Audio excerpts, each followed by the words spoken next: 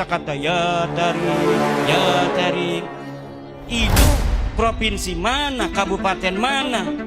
Cari di peta Indonesia ndak ada. Ndak boleh itu bangsa Indonesia nyanyi-nyanyi sebuah kota, meninggikan sebuah kota dari kota-kota yang ada di Indonesia. Jangan merasa kita ini hebat, nggak ada yang hebat. Indonesia beda apa? Peciar macam itu sudah lagu lama. Soal nasab ini, kita harus tahu dulu tolak ukur nasab itu apa. Kita harus paham dulu loh hal-hal yang mendasarnya itu.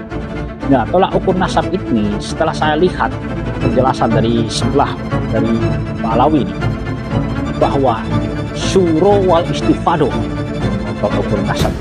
Jadi sesuatu yang sudah dikenal oleh banyak orang, sudah mutawatir, sudah dikenal oleh masyarakat, dikenal oleh keluarga, itu termasuk sumber kebenaran, kuat sekali argumentasinya.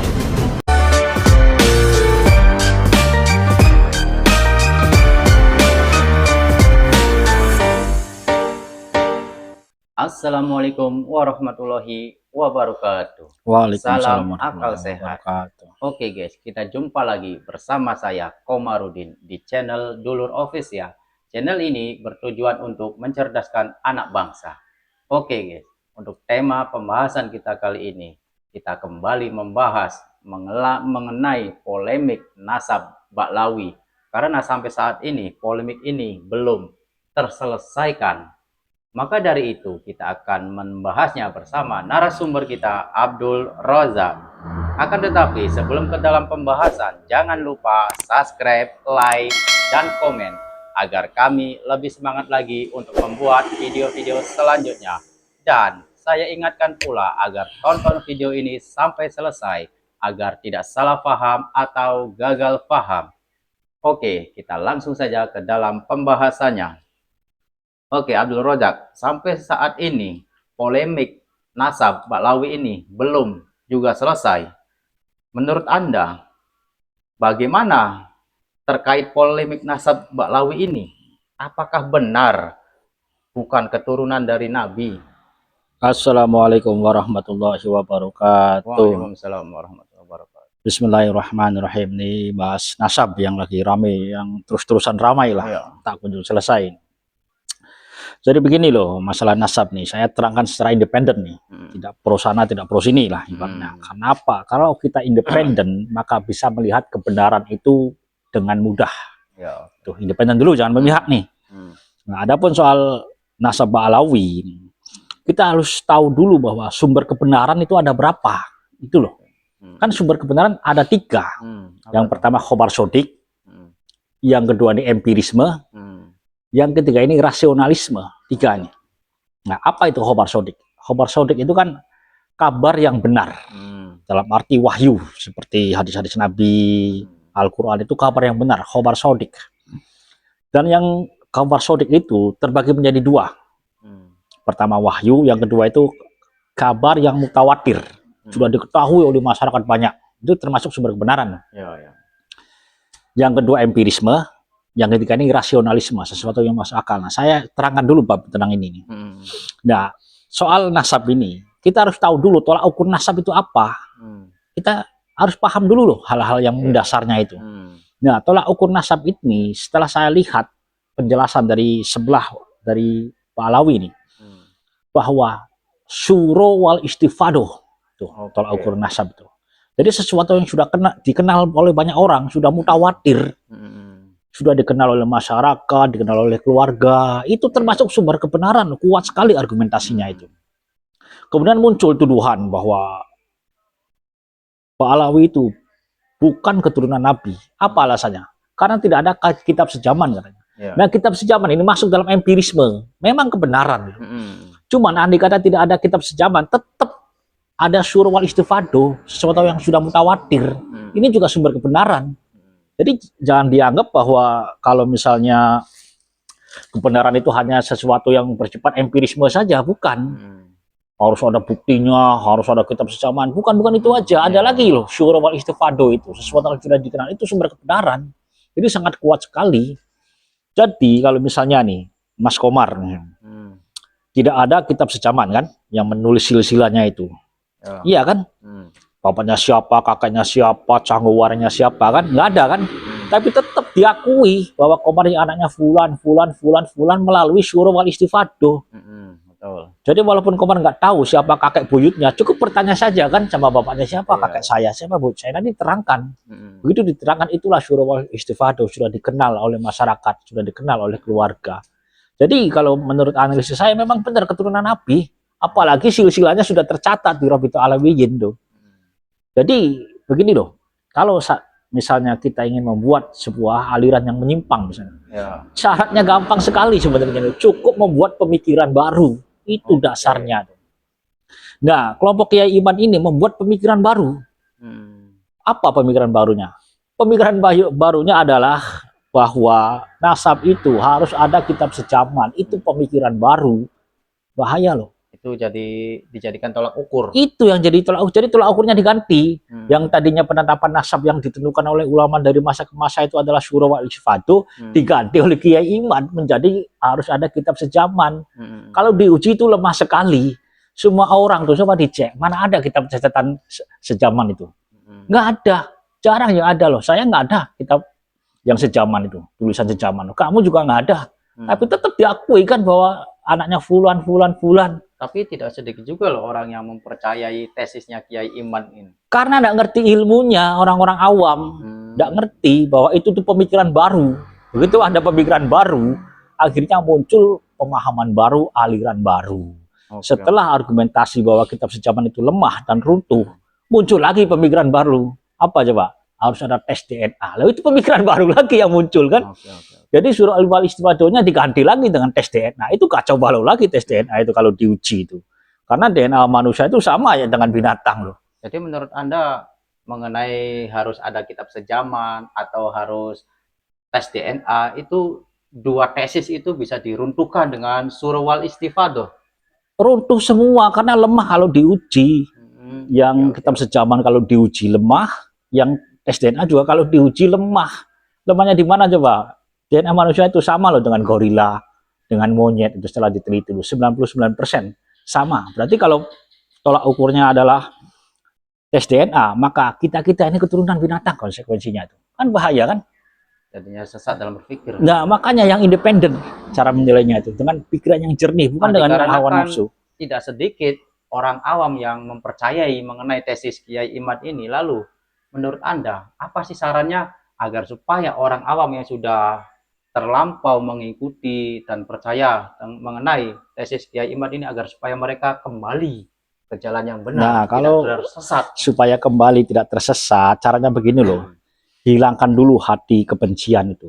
Caranya itu. Kita harus independen dalam menilai itu. Hilangkan keberpihakan itu. Kalau kita tidak berpihak, misalnya kita ambil informasi dari Mbak Alawi diambil, informasi dari Kiai Iman diambil, tadi ketahuan mana yang benar mana salah itu loh. Sedangkan Kiai Iman kan kalau diajak debat kan lari-lari terus kan. Kenapa loh? Apa motif di belakangnya Kiai Iman itu lari? Otomatis dia takut akan kebongkar kesalahannya itu. Di situ. Jadi kuncinya menurut Anda kalau ingin kembali lagi orang tersebut harus independen dulu. Harus independen, buang dulu ibaratnya kebencian pada apa itu. Hilangkan dulu, harus independen loh. Enak kalau orang independen itu, mudah sekali menilai kebenaran itu, mudah. Lagian nih kalau kita pakai logika yang sehat nih, pikiran yang jernih nih. Saya kasih kuliah gratis kepada pembenci habaib. Andai kata di akhirat itu diputuskan misalnya, ternyata misalnya habaib itu bukan keturunan Nabi, andai kata nih, bukan keturunan Nabi, tapi kita sudah terlanjur mempercayainya. Artinya apa? Artinya problem moral para habaib yang berbohong. Yang salah mereka loh, karena mereka membohongi umat. Kita tidak salah, kita percaya karena kita bersangka baik. Husnuzon kan pada ulama kan, apalagi silsilahnya ada kan, keterangannya ada, para pakar mengakuinya, para nasab mengakui, seluruh pakar nasab secara valid dan benar, bayangkan. Valid dan sah. Andai kata sebaliknya, misalnya terbukti misalnya bahwa habaib ini keturunan Nabi. Nah, orang yang tidak percaya ini, yang sudah membatalkan nasabnya, mau apa coba? Dosanya besar membatalkan nasab itu. Ulama menerangkan bahwa bisa masuk dalam kufur, bayangkan. Ada lagi yang ulama menerangkan bahwa tidak mencium bau surga kalau membatalkan nasab. Berat sanksinya itu. Jadi lebih aman kita percaya kalau pakai logika yang sehat. lebih aman percaya. Makanya saya memilih percaya. Tuh, itu penjelasannya. Mengenai polemik nasab ini sampai sekarang udah lama sekali nih, belum terselesaikan. Lalu, menurut Anda, bagaimana menanggapi polemik nasab ini? Nah, kalau masalah polemik nasab, kita tetap mempercayai, katakan yang hak itu hak, yang batil itu batil. Katakan, justru saya kasihan pada orang-orang yang benci itu. Apa manfaatnya bagi dia, coba? Nggak ada manfaatnya sekali kan? Nggak mendapat dosa, di akhiratnya terancam nanti. Andai kata terbukti mau apa coba mereka? Ternyata Habaib itu cucunya Nabi. Apa yang mereka katakan di depan Nabi nanti? Setelah mereka sudah menghujat, mencaci maki, memfitnah, coba. Bahaya kan? Andai kata benar keturunan Nabi, mereka bahaya loh. Sedangkan kita yang mempercayai itu posisinya aman. Andai kata tidak terbukti, ya salah mereka. Kan mereka yang berbohong. Jadi lebih aman kita percaya. Itu loh, kalau akalnya sehat. Makanya kalau kita ingin tidak tersesat, syarat pertamanya adalah sehatkan dulu akalnya. Sehat akal Begitu. dan independennya. Independen itu syaratnya. Jangan ada penuduhan kebencian. Nah, akibat tesis Kiai Imad ini kan orang-orang awam udah begitu banyak jadi menganggap para ulama dari para habaib ini, oh setiap mereka berceramah atau bercerita itu mengenai karomah atau apa, jadi mereka mengolok-olok para ulama habaib ini. Kata mereka, semua itu halu, semua itu hanya dongeng. Lalu pertanyaannya, bahkan ada beberapa hari ini, beberapa minggu ini ya, ada pertanyaan dari Menteri Agama juga udah bilang insya Allah bahwa nasab Ba'lawi ini udah diakui. Lalu pertanyaannya nih, bahwa tidak percaya nasab Ba'lawi itu nggak apa-apa karena bukan bagian dari rukun iman. Bagaimana tanggapan Anda? Nah, memang banyak kiai-kiai yang pro dengan Kiai Imad itu mengatakan bahwa nggak apa-apa, nggak percaya nasab Ba'lawi kan bukan bagian dari rukun iman. Saya terangkan, saya bongkar kekacauan berpikirnya ini. Oke, jadi menurut Anda itu kacau dalam berpikirnya. Jadi begini loh, mengaitkan sesuatu yang tidak ada kaitannya. Oh, tidak percaya nasab juga nggak apa-apa, bukan bagian dari rukun iman. Itu pernyataan kalimat hak, tapi tujuannya batil. Kalimat itu loh. Karena apa? Karena tidak percaya itu mengandung konsekuensi, bisa kufur. Bahaya. Seperti Anda jelaskan di awal tadi. Iya, saya jelaskan di awal, bisa kufur. Banyak ulama yang menerangkan, membatalkan nasab itu bisa kufur. Terus mereka mempunyai argumen bahwa tidak percaya nasab Ba'lawi bukan bagian rukun iman, itu artinya secara tidak langsung membolehkan. Tenang, nggak apa-apa, nggak percaya kan bukan bagian dari rukun iman. Jadi memberikan kesan bahwa kepada pengikutnya nih, bahwa membatalkan nasab itu nggak apa-apa, nggak dosa. Silakan membatalkan nasab, karena bukan bagian rukun iman. Jadi memberikan ibaratnya pembolehan lah, pembiaran. Silakan, nggak apa-apa, nggak berdosa, nggak apa, bukan bagian rukun iman kok. Padahal nggak tahu bahwa membatalkan nasab itu bahaya. Jadi bahaya sekali loh menciptakan kalimat hak tapi tujuannya batil. Sering yang peristiwa seperti itu sering dilakukan oleh orang-orang yang alirannya menyimpang. Itu penjelasannya tuh. Oke, terima kasih banyak atas pencerahannya mengenai polemik nasab Ba'lawi ini. Mudah-mudahan orang yang menonton video kita kali ini dapat tercerahkan lah. Lalu yang sudah mempercayai tesis-tesis Kiai Imad, semoga saudara-saudara kita dapat kembali agar mereka akalnya sehat. Lalu kunci dari semua polemik ini harusnya orang awam harus independen dulu agar supaya akalnya sehat. Oke guys, untuk video kita kali ini kita akhiri saja sampai di sini. Kita akan membuat video-video selanjutnya. Wassalamualaikum warahmatullahi wabarakatuh.